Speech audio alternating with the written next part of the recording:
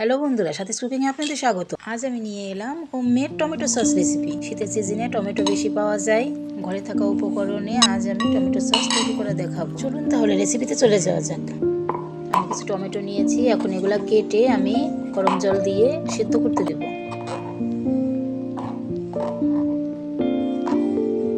সেদ্ধ করার আগে আমি তেঁতুল গুলিয়ে রাখবো। কড়াইয়ের মধ্যে আমি জল দিয়ে টমেটোগুলো দিয়ে দেব।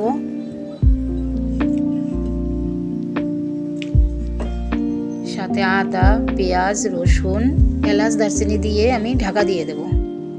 ঢেকে রাখার কিছুক্ষণ পরেই সিদ্ধ হয়ে গেছে, এখন আমি নামিয়ে ব্লেন্ড করে নেব। ব্লেন্ড করার পরে এখন আমি ছাঁকনি দিয়ে ভালো করে ছেঁকে নেব। আমার সম্পূর্ণ ছেঁকা কমপ্লিট। এখন আমি কড়াইয়ের মধ্যে রান্না করতে চলে যাব।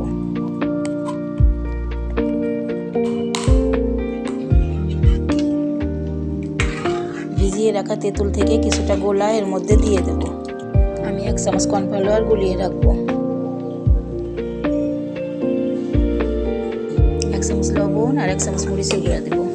কর্নফ্লাওয়ারের গুঁড়াটা দিয়ে দেব।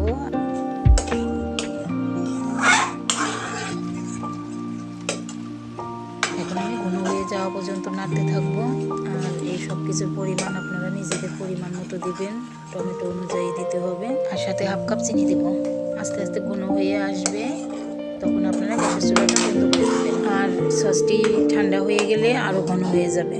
তো তৈরি হয়ে গেল আমার টমেটো সস। সারা বছর সংরক্ষণ করতে চাইলে এর সাথে 1 চামচ ভিনেগার ব্যবহার করতে পারেন। আপনারা সাপোর্ট করবেন, পাশে থাকবেন।